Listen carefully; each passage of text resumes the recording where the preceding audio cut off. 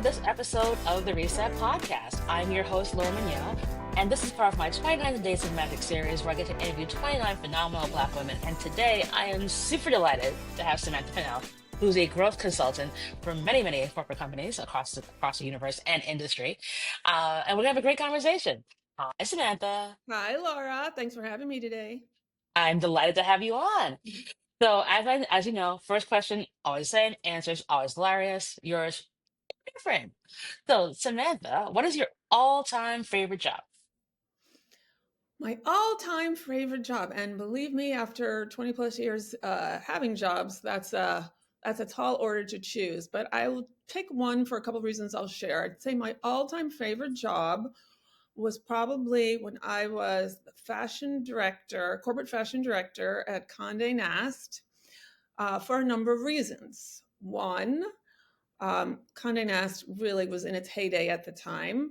And I got to oversee both domestic and international fashion accounts, which were frankly the envy of anybody in fashion, everybody from the LVMHs of the world to the Pradas and the Gucci's and the Calvin Kleins. And that was all well and good. But I think what made it my favorite job is twofold. One, I had an amazing team both from sales team and also amazing business director who really helped me to learn how to negotiate in a way that has served me for 20 years. A lot of people think they know how to negotiate, but I will tell you the team at Condé Nast Corporate back in those days turned it into a science, not an art. And in addition, I got to go to Europe a lot. I got to work with the best in class sales folks, and I loved my clients. And I had a very controversial boss, but he and I got along great, wining and dining in Milan and Paris and all those fancy things. But truly, the thing that served me to this day was really the kind of business acumen and the rigor that was truly a part of those 3 years in a way that I made great use of to this day. That seems like an incredible job. Like, I love how you sort of gloss over that, like in the sea of like jobs Black women have had in fashion. That's just like, yeah, I just go from back and forth. Like, man, what? Yeah, Pretty freaking it was amazing. unique. Believe me, it was a unique experience, one I do not take for granted, and it was definitely breathing rarefied air on a daily basis. I would be like, yeah, you're like, what? Where am I? Like, I'm sure that was quite surreal. On like, yeah, this is a Tuesday. We're just gonna do this. Yeah, And I think the secret was always realizing how not normal so much of my daily life was, and not taking that for granted. And I think when you leave an environment like that, it's a lot less of a shock when you kind of come back to earth because you're never really, um, like I said, taking the experience for granted and realizing that this is not necessarily the day to day grind that a lot of folks have to endure and call it work. So A yeah, that little would definitely different. be one of my favorites. That sounds amazing. All right, so we go from that favorite job. What's been the career journey for you? Like, how did we get to be having this conversation today?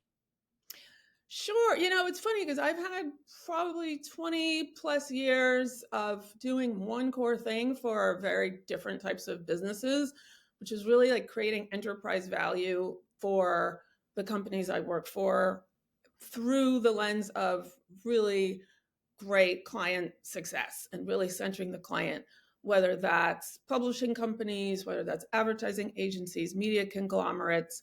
It's really always been about bringing that growth to the organization. Usually that's through really bringing complex environments, and finding the simplicity in how one can build business. So, for example, transforming organizational complexity that might include, not having really a lot of connective tissue between silos, or not wanting to leave money on the table because you've got a client pitch and you can really only fulfill 3/4 of it yourself. But if you brought in that partner agency, you could collaboratively come in and win. And, I think if I had any kind of secret sauce, it's really about how to bring disparate pieces together and make a winning combination that competitors have a hard time duplicating. That's incredible. Well, how does one even get there? How do you even start there? Like, what's sort of like, okay, if I'm looking to do this, like, how do I get into this? Yeah, I think traditional and whatever traditional means in 2026, I think, first and foremost, traditional sales is the foundation. To really understand that it's not about what you're selling, it's about what services you can provide that are going to help that client solve a problem. How can you be a solution provider as opposed to a vendor with something to sell with a quota attached to it, which frankly is not their business or problem, it's yours. So I think it's really important to make that switch in your head like, how can I help? And really mean that from a place of truly wanting to solve a problem and not just sell your wares. And then from there, I think the level of sophistication you build in your career will depend on a few things. It will depend on the types of businesses that you're calling on. Is there a short sales cycle or a long sales cycle? Is it a complex deal, or is it a one call and close sort of opportunity? So in my case, I've had, I guess a little bit of each, where if you have a product to sell, there is a finite timeline on getting that sale completed. And so you've got that kind of pressure of, I've got a thing, I've got to close it. And then you've got more of a consultative situation where there might not be an end date. There might be a solution that you're providing that could be seen as a nice to have, and your job is to make it a must have, not because, again, you've got to sell your thing, but because you understand the client's problem in a way. You're bringing in new insights, you're bringing in new thinking, and then you are positioning what your offering is as a real stopgap to what's keeping them up at night. So I think, as far as the trajectory, it can be product based, it can be service based, but I think, the real skill comes from the place of understanding that you're there to help and provide as opposed to just get and take. Really like that. I mean, I think very often folks become salespeople kind of by accident. And so they kind of know what to do and they sort of fall into it. But like the fundamentals of like how to get these things done are far more bespoke and need, full guardrails around them. Yeah, and I'll also say, as someone who's been in sales, business development, growth for so long, I never stop looking for new ways uh, to learn about how business is done better today. So what worked 5, 10 years ago is dated. It's, in many cases, take cold calling, for example, or, cold emailing. There's been so much change in the way people even respond to outside communications, that if you're still doing what you did 10 years ago and trying to get, a new prospect to pick up the phone or respond to an email, like, good luck to you. So there's some folks that I've just recently started following online. I was like, never going into these things is, oh, I know everything. Oh, I know. I've been doing it for years. No. I'm like, ooh, I've not tried that before. Oh, yes. I didn't realize that, the amount of LinkedIn requests that C-levels are getting has tenfold increased in 5 years. And so, don't be offended when you don't get a response, because the volume is so insane. And how do you break through that? So I do it. And I advise anybody in sales and growth roles to always stay flexible in how you're approaching the process of selling, because it's always changing, even though your core values should remain the same. Methods and practices and protocols, you can always be evolving and iterating on. I think that's so true. I think the one fundamental truth that I do find with sales is it's still very much relationship based. Like if you're knocking on a door that someone's open the door for you to knock on. It's always going to be a little bit easier than just be like, hi, I hear you have a sales question. Cause I get those too on LinkedIn where I'm like, okay, Yeah, or, great. "Oh, I really love to connect." It's like, "Well, sure, I don't, but okay." So, yes, in an ideal world, warm leads are the best, referrals are great, but I think anyone that's kind of relying on their own Rolodex for their sole source of success is gonna be limited. So to have kind of other techniques and methods in your arsenal, and not waste people's time when you are reaching out that don't know you is really key. And just again, constantly kind of getting smarter about how do you communicate. Yeah, well, actually getting smarter as opposed to the copy and paste one. Like the one I get a lot now is that they take someone who gave you a recommendation and then they're like, oh, I saw it, blah, blah, gave you a recommendation on LinkedIn. So I wanted to kind of hear more about you. And I'm like, Ah, now that one I so haven't seen. I've Okay. gotten like 10 of those, all from this one person who gave me a recommendation on LinkedIn. And then they said that to me, and yeah, I can talk to you about I can try to sell you on any number of weird SaaS programs. And I'm like, so you didn't read the rest of my LinkedIn, but you just saw that and you were like, okay, that's what it is. Right. And there's a good chance it was automated to some degree. Oh, it's such not. And I was like, could y'all not? It's like if you could have picked other things, and as you say, I think it's like evolving how you do that. So how do you cut through the clutter of those LinkedIn messages? How do you cut through those like cold emails that you have? It's like you gotta keep learning and try and figure out other ways to break through all that noise because it's like the best way to get in touch with me, for example, is via text. Because I won't remember like your email or your LinkedIn message. Like if you've gotten my number, you go to the high likelihood that I will respond to you. But that's just me. And I know that for a lot of other folks, it's like they don't even respond to that. It's like a DM on Instagram, for example, might be the best way to get a Mhm. hold of Yeah. them. No, it's true. And question, if someone texted you and it was a cold text, how would you feel about that? Oh, I block it. Yeah, Like, yeah, if it's a text with an introduction, we're like, hey, Laura, you should meet, blah, blah, blah, I'm going to respond. sure. But if you cold text me and you're like, hey, are you interested in this, like, line of credit from blah, blah, blah, I'm like, Goodbye. report spam. Like, Exactly.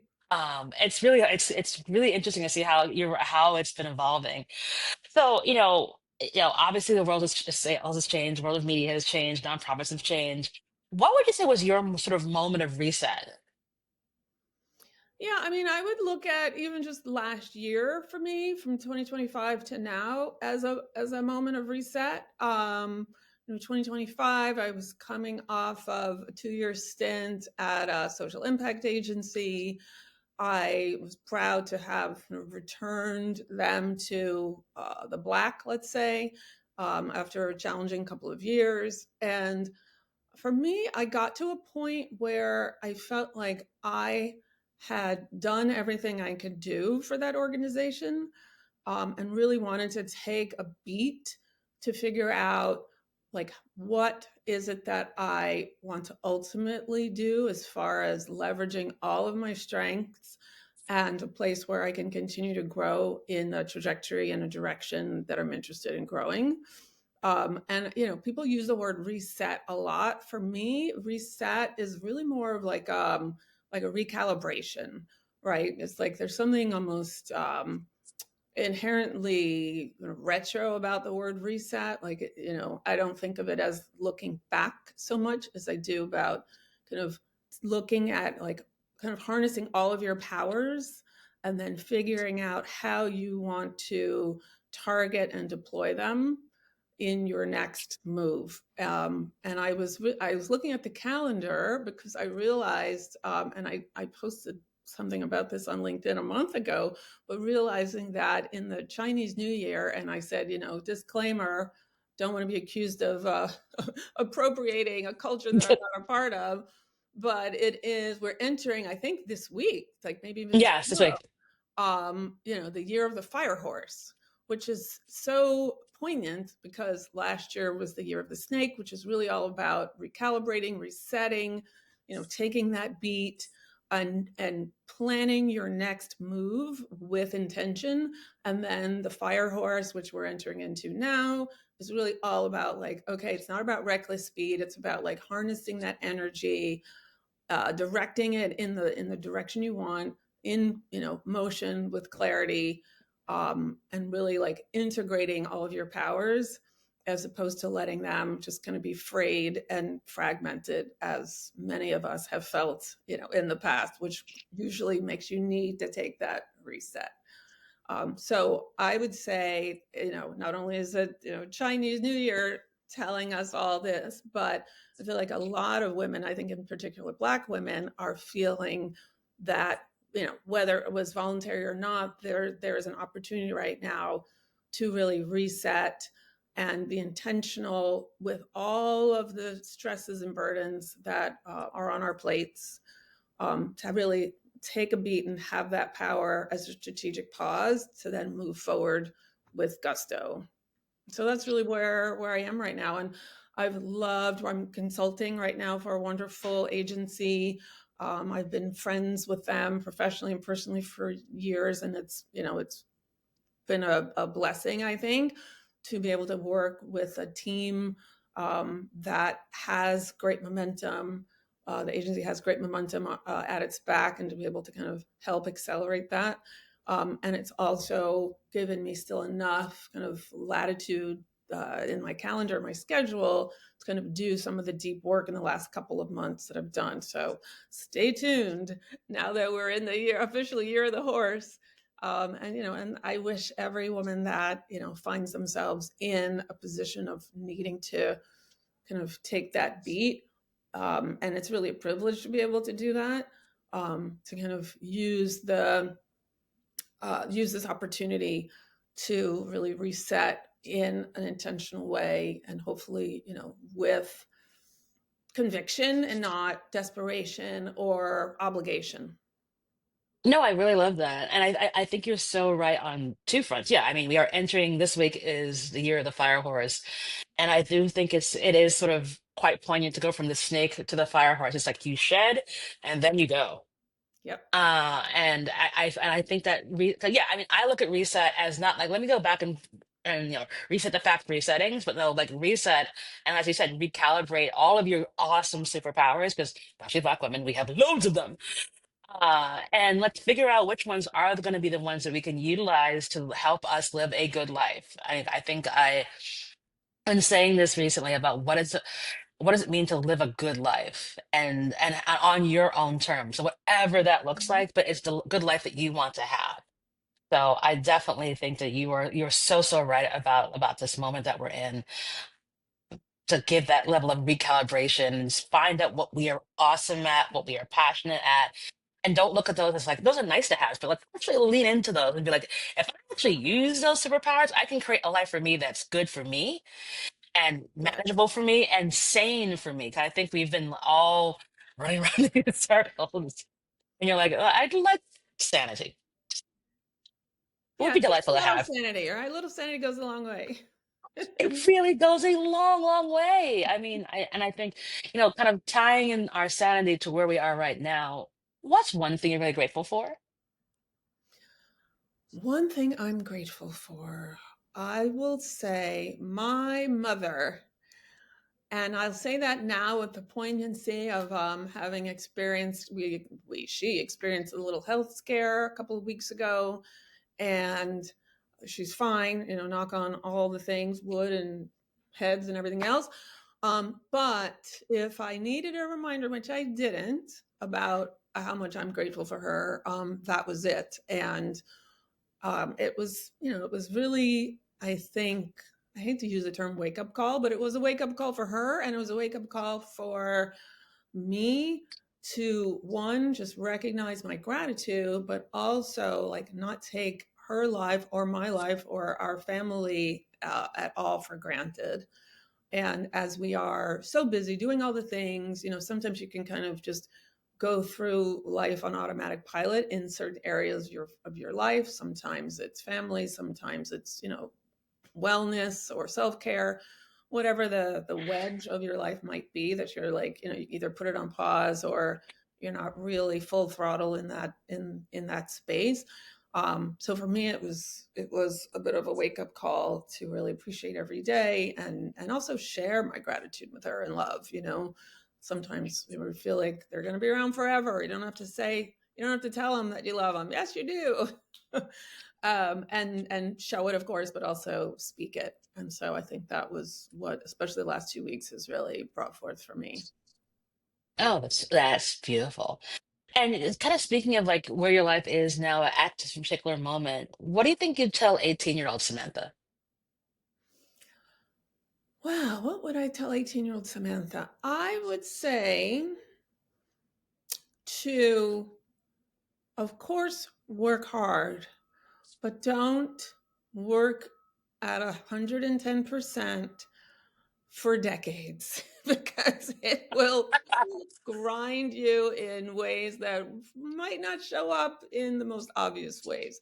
I don't necessarily believe in quote unquote work life balance, but I do believe, and this is something I would definitely reiterate to my 18-year-old self, to not ignore the other important facets of your life, even if you're, driving hard in your career. And it's interesting because I've seen women for, 20 years who have really doubled down on their career, not just because they're enjoying their career, but because the other parts of their life aren't really bringing them joy, or not really delivering an ROI that they expect. And so the one thing we know about work, generally not all the time, is that you have some control over your own success, which feels like, rewarding in and of itself, as opposed to so many other areas of your life, which are a little bit more left to chance. So I'd say, feed all the aspects of your life that are important. Work, of course, is one of them, but self-care is critical. And the older you get, the more you realize that. Things that you could ignore in your 20s, you can't ignore in your 40s and 50s. If you do, it's at your own peril. I think also relationships are really important, and not just the business ones, the transactional ones, but to really make sure you're leaving time to foster relationships outside of a work and a professional dynamic. I would agree with all of like, it's like, could you, I mean, like the 110% is actually so real. Because when I think about, like, again, like all that energy that you put in there, and then, like, yeah, what happens? You burn out. Like, Yeah, it's just gonna happen. And it's not worth it. It really isn't. Like, it just isn't. You don't want to look, I saw this with someone who passed away recently, and I'm like, oh, the things that I feel like I remember inviting her to and she couldn't make it because she was like, and it's life is very precious, and like we only have one to, and it is a gift, and you don't want to look back and be like, well, I can't enjoy this stuff now because I've just like worn myself out to oblivion. So it just exactly. not taking the foot off the gas. It is just like maybe, how you slammed your foot down on the gas, maybe ease up just a little bit. Just a Like little. little, if you want to go, you could go, you're going 110 miles an hour. Could we go to like 98? It's 98. Like just take it And off you'll a still little get bit. there. You'll still get there fast enough, right? Still get there, but you might not crash into the tree. Just saying, Precisely. like, this might That's be. exactly right. It's just, that's all I ask. Thank you so much for sharing that. Like, last question for you. Mhm. Do you have a give and or an ask of the audience? I guess mine give and ask could be similar, if not the same. And I would say, um, as Black women in particular, but it really applies to all women and maybe even all people, um, I would offer the advice of making sure that when we're going into professional environments, we're asking all the right questions, not just the questions that ChatGPT might ask you or might tell you to ask, or the basics like salary and vacation. Really understand the organization you are entering into. Um, really understand culture, really understand the health of the business, and a lot of questions that I think some candidates are afraid to ask. Either they feel like it'll be they're asking for things that are proprietary, or they're asking questions that might seem like they're concerned about the wrong things. But I would say, because I've experienced this myself, and I've seen it through other friends, that there's like a surprise once they got to the other side of a job interview sequence, and then they were kind of unpleasantly informed about XYZ that they didn't really ask for. So I'd say really explore all the opportunities that you are interested in, even and probably especially in an environment where a lot of companies are downsizing. Organizations are oftentimes just convincing, in the sense that you feel like you should be grateful for even being considered. Like, still do your due diligence as a candidate, and kick the tires before you jump in. Fantastic advice. Like, it's just like ask all the questions. Ask why is this job open? Like, who was here before? Meet all of the team, not just a team that they want you to like, all the ones you think are the cool ones and won't show that there's somebody terrible underneath there. Like, Yeah, walk in with as you're much knowledge being as vetted, possible. right? Vet them. It's a mutually important vet, I'd say, on both sides. Absolutely. It's so true. Oh my gosh. Samantha, you're a delight. I always love chatting with you because you Thank have you, Laura. mountains of wisdom and always for a great laugh. Thank you so much for being part of 29 Days of Magic. And we'll put details in the show notes for folks to connect with you and not send you like automated messages on LinkedIn. Thank you very much for that, Laura. Thank you so much for being part of the show. All right, thank you so much. And that is a show.